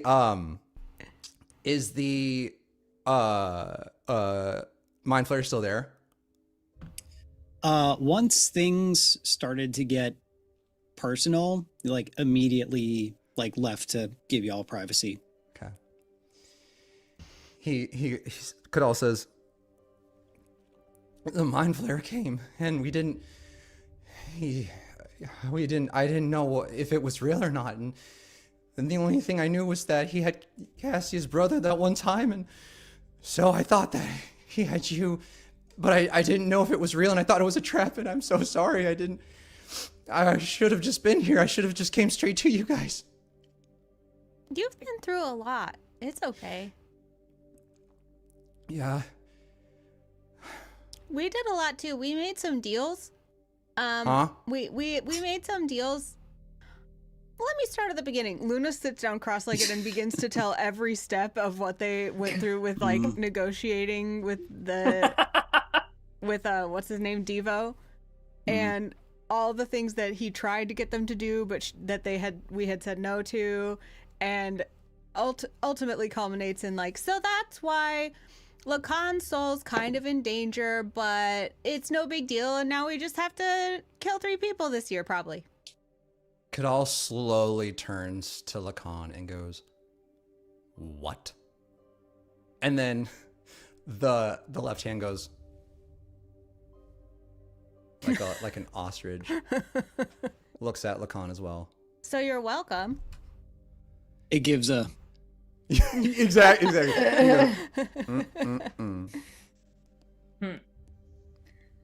Rainer. Like the tongue better. Rainer chimes in and says, "Welcome back, soldier. We missed you." Kadal stands up and looks at Rainer and goes, "I missed you too." He walks up and tries to hug. He hugs Rainer, but Rainer doesn't hug him back, and he goes, "Oh my God, you're like a wall." Hug back. He what? He would not hug back. Okay, he's like, he would oblige. "You're like a brick wall." You see Lacan in the background, just airplane ears, just. I know. He goes, "Lacan, have you felt his muscles? He laughs and He's so strong." he laughs and he says back to you, he's like, "Centuries of tension." He goes, "We gotta get those knots out of you, man." Trust me, I've tried. But with that, like on that note, I think everyone's overdue for some rest. Kadal says, "Actually," his left hand Drew comes up and goes, he goes, "Actually, I'm kind of hungry." Lacan immediately pulls out his fully prepared tray of food. It's like, I got you. He's like, so he's like, "You guys don't wait up for me. You rest and I'll watch over you while I eat this and just look at you and be happy." Luna lies down like she's gonna trance or go to sleep, but then she keeps sitting up to tell Kadal other things that he missed. Oh, and then there was this one time. Oh, and what do you think? Maybe. Oh, and Cassia has been making this new face where she goes like this. And then, but maybe not like that. Like, let me do it again. It's more like, I don't know, Cassia, can you wake up? Wait, Cassia, are you awake? Cassia? I can't sleep. Can you do that face? Kadal and Luna are like laying on their bellies with their feet kicked up and like kicking back and forth. And Kadal's just eating like, Cassia at a 1 health is like trying. She's like that kid at the sleepover who wants so badly to stay up, but her eyelids just keep getting so heavy. And she's like 5 minutes later, she's like, "Oh yeah, the face is like this." Like, Eventually, the tired catches up to everybody as hours of this goes by, and Definitely fall asleep on my Everyone. face. Like, yeah. everyone can take their long rest. Yay! "Oh, my heart." While you're sleeping, what's everyone's passive perception? Hey, so I'm sleeping. Nate, you said that was okay. Wait, what's passive long perception? What? So it will be under your senses, along with things like dark vision stuff. But basically, your passive skills are what basically your perception is when you're not actively trying to use those senses. Whoa. Left side of your character sheet. I see it. Yeah. Passive Whoa. perception. oh, 19. Mine is 12. 19? I am aware. whoa. Well, that makes sense. Everyone else? 14 for Lacan. 11 for Cassia. And 12 for your boy. Okay. So then we'll say Luna. While you're sleeping, well, actually, we could chalk this up to it being your trance, because it takes you less time to long rest. You wake up to find that Rainer is up and packing his things. Looks like he's leaving. What are you doing? And actually, he's technically not in the room. I should have said this first. Rainer's not in the room. I would maybe be led to believe that you would leave the room. Go look around. See if he went to get a snack. Yeah. He's just outside the room packing his things. Didn't want to be too loud in there doing it. What are you doing? Says,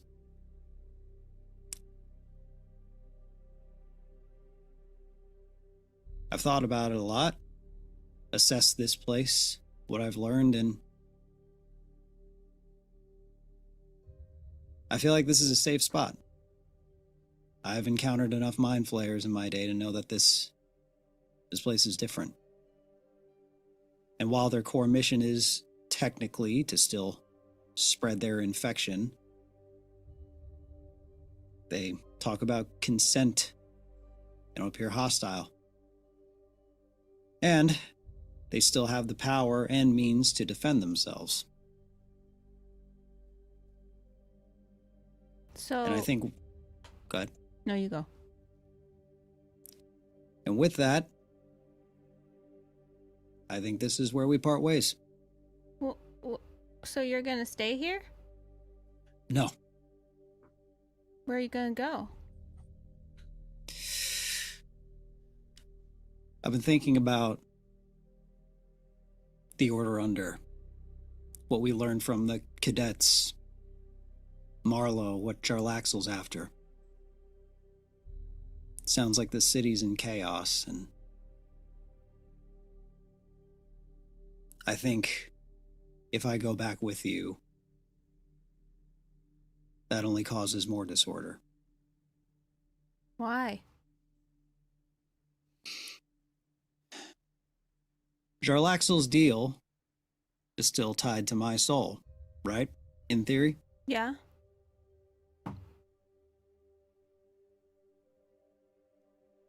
But It seems like he's also on the hunt for that tongue you've got there. I don't know what you're talking about. Mm-hmm. Us traveling together makes it an easier target for him. Wait, I thought your soul was with Manchun. It is. So I'm taking the stone. I'm gonna go back to Manchun. I'm gonna take my own soul into my own hands. And then I'm gonna kill him myself. Don't you want backup? He laughs. Says, I'll hold my own. This won't be the first time I've killed him. Oh. Well... He needs to die to fulfill Lacan's contract. This Well- will only save time and effort on your end. It would be nice to check one off the list right away, but...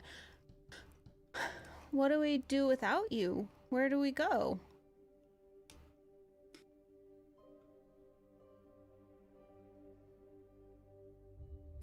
Well, you're after this Count Shun. I believe you have some kind of lead on someone who could find him. Yeah. Just thought it'd be more fun if you were there.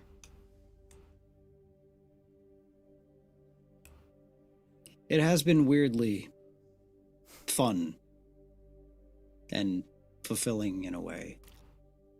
I haven't had a true adventuring party in a very long time. But because of that, I think continuing to travel with you all at this point is selfish. As I've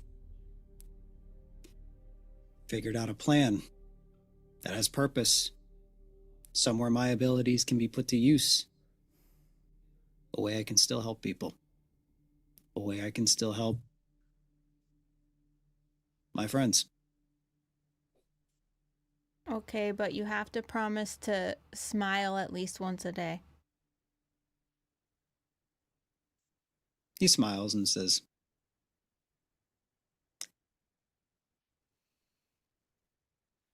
"Orders heard." Will you send us a message after you get your soul? See what I can do. And don't die, okay?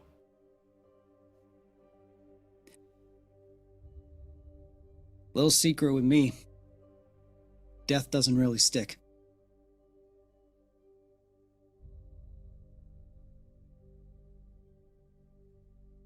Thank you. Aren't you Tell gonna the say other- goodbye to everyone?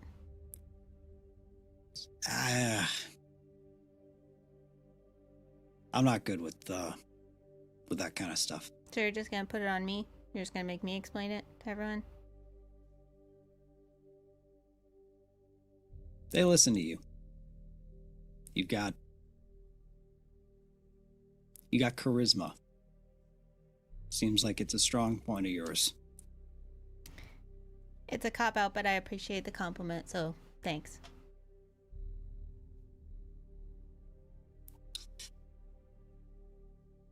Just for the record, I wish you'd stay. I appreciate that. Till next time. Luna, as he leaves, just make sure to note something he's always carrying. Like maybe like his belt or something like that. Like a utility belt or I don't know. Sure. Just so she thinks maybe if they have to locate him, they could do it that way. Okay. With that, the sphincter door. Luna gives him a big hug.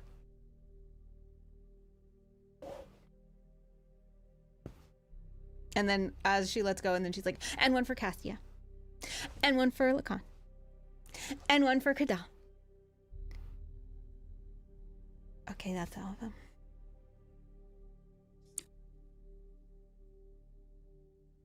Says, oh, and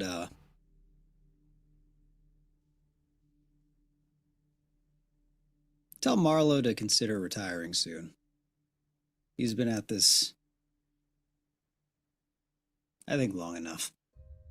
I mean, I guess I can add another message to the pile of things you're having me do for you, so yeah, that's fine.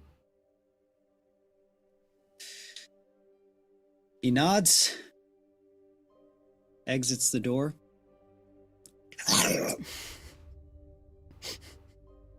And that's where we'll stop. Oof.